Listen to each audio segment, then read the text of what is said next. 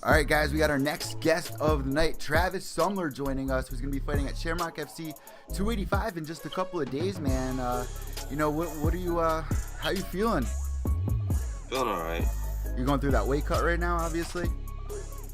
Yeah, it's not that bad. Just got a little cold, that's all.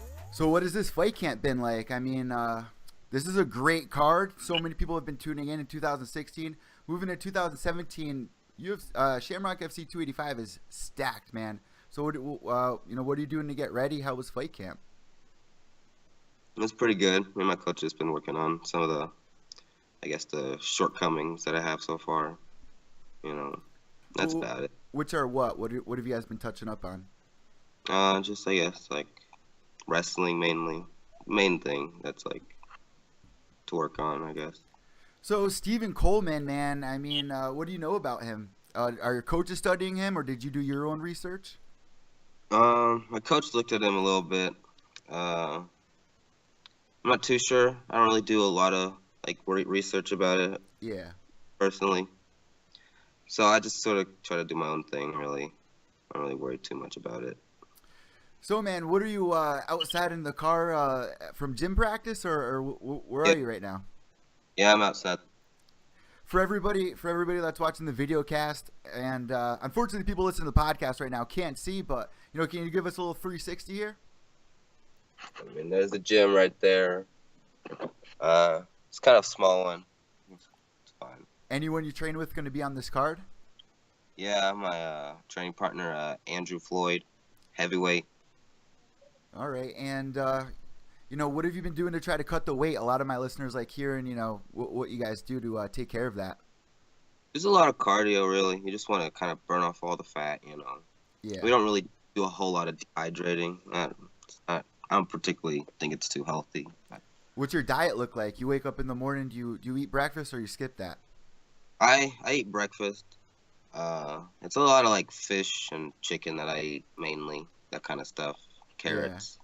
Oh, I'm a big Italian man, so I eat a lot of chicken. I just had chicken parm tonight.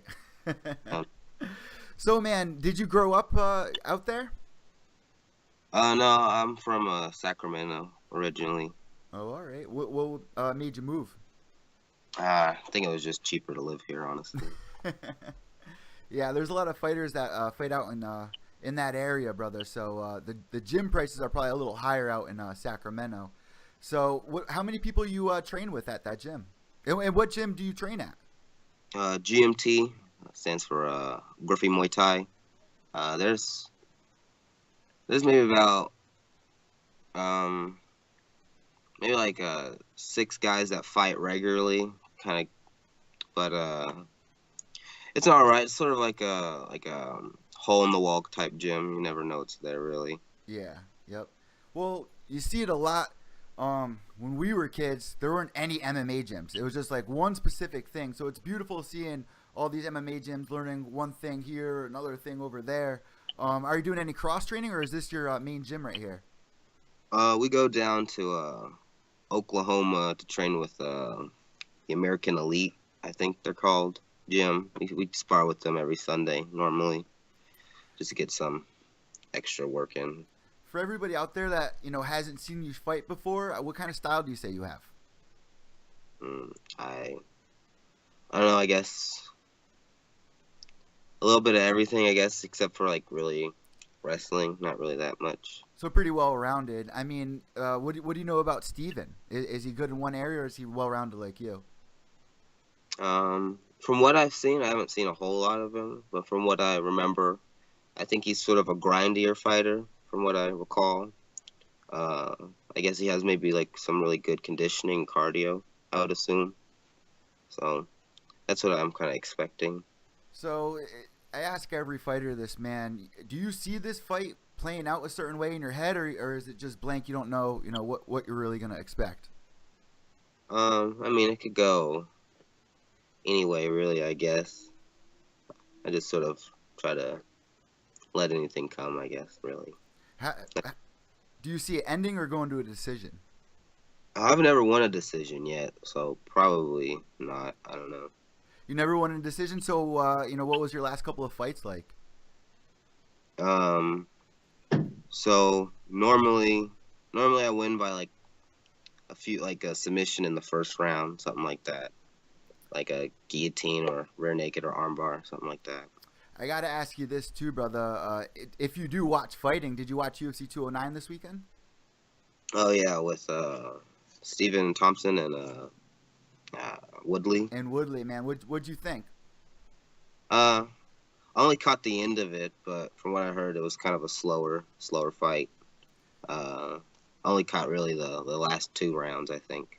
Do you Looked watch? into. I'm sorry. Oh, I was just saying, interesting. Do you watch fights like a lot UFC or even Shamrock FC? Do you tune in for that since you fight for them? Yeah, I watch a lot of fights. I just kind of like martial arts in general, so I'll just watch anything really. What's your favorite martial art movie or fight Ooh, movie? I think Kung Fu Hustle has to be my favorite. Nice, nice. I get a lot of all different ones. Usually, you would think it would be like a Jean-Claude Van Damme movie, but not many fighters have been really giving that to me here. So another question I got for you, man. You're fighting for Shamrock FC. The card is stacked. If you put on a great performance, and maybe the UFC needs somebody. You're a pro, correct? Oh no, I'm amateur. I'm thinking about going pro pretty soon. Okay, so let's talk a little bit about that. How many amateur fights do you got, and when do you see yourself going to pro? I mean, some guys like hanging out as an amateur, which is fine because if you're trying to learn, so if you get a loss, it doesn't really matter. Right. I think I have 9 or 10 amateur fights. I forget. And whenever my coach kind of thinks I'm ready, I'll sort of go. Whenever he thinks my holes are sort of closed up enough to where he's confident with me, sort of, I guess, solidifying my pro record type thing. Like you said, losing here is sort of whatever. So for you guys at Shamrock, do you get to kind of choose? Like, is there like a list, like 3 fighters they give you? Are you interested in this one, that one? Or they just throw one out, say, listen, we booked this fight against Steven. That's your fight. I mean, how do they go about it? Normally my coach sort of handles all that. I don't really negotiate the fights. I just sort of train. Normally he'll tell me like, oh, they kind of have a guy for you, or they're thinking about a few guys or something like that. So I assume maybe it's like they kind of put your name in the hat and kind of see what comes out. But I'm not particularly sure. And it's crazy for amateurs because, like we were talking about with film study and stuff, any fight can change the fighter completely. Like you could be a completely different fighter in literally one fight. So you can't really go much on that there. So my question to you now is, when you found out that you're fighting Steve, what was it like? I mean, you found out your opponent. Did you kind of want to look him up on Facebook quick, or you really just don't care about any of that? Yeah, it never really interested me too much, I guess. I don't know if that's really a good thing or bad thing. I always felt like if I'm sort of doing the best sort of fighter I can be, then it should all fall into place regardless. So are you the only fighter in your family, or is your family warmed up to it yet? Kind of getting the respect for it, like most of the country is. My cousin started before me, Devin Weber. He's also an amateur, fights for Shamrock quite a few times. That's about it, just me and him. It's not really a family thing, just sort of coincidence, I guess. So did your mom and aunt, I mean, if you guys ever fought on the same card, do you think they'd be sitting there screaming together? Oh yeah, we fought on cards together. Oh, you have? Yeah. Oh, that's awesome, man. Do you train with him, or is he at a different gym? Yeah, he trains right here. Oh, all right. And what does your day look like? I mean, how many times a day do you get it in for practice, and waking up, going on runs? What's your day look like? Yeah, normally I run every day. I come to practice, and then sort of like after practice, I sort of like, it's more like technique based stuff. So at the house, sort of like refining things, not too many and crazy stuff. Don't want to like tear too much up. Yeah, I mean, if you look at Tony Ferguson, and you obviously know who Tony Ferguson, he has that kind of crazy style where he trains just doing pretty much anything that really comes to mind, I guess, that is productive for him. So, growing up with your cousin, man, were you guys always rough? I mean, I wasn't really I was never like the sports guy in the first place, though. This is kind of the first sport I've ever actually Really? done. Yeah, so I mean, not really. I just kind of chilled most of the time as a kid.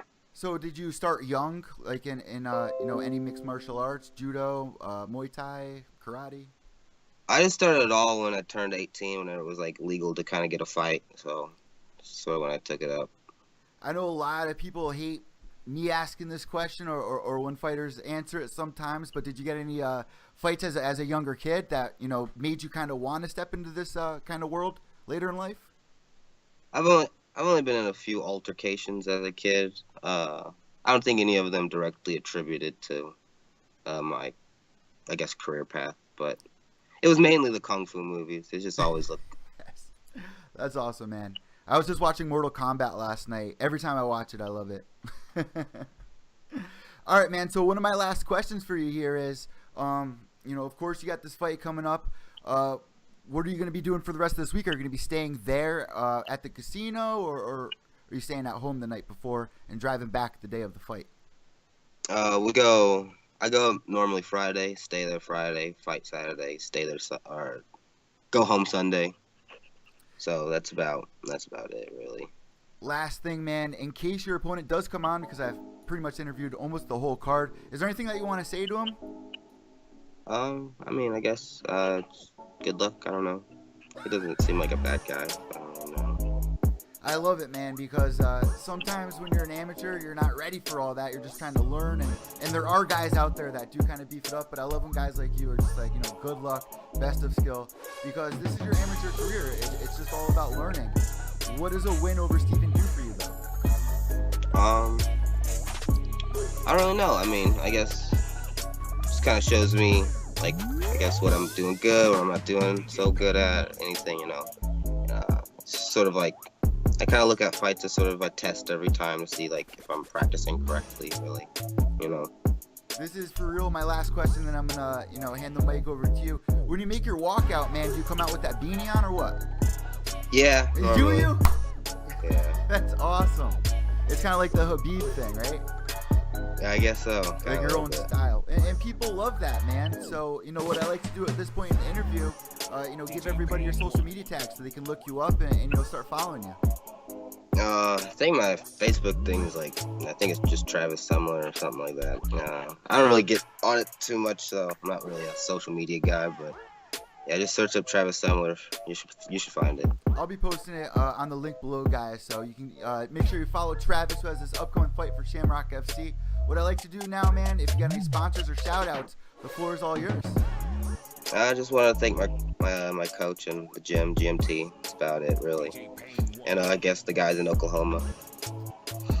Thank you so much for coming on Pure EVil MMA, brother. Best of skill for Shamrock FC. Thank you.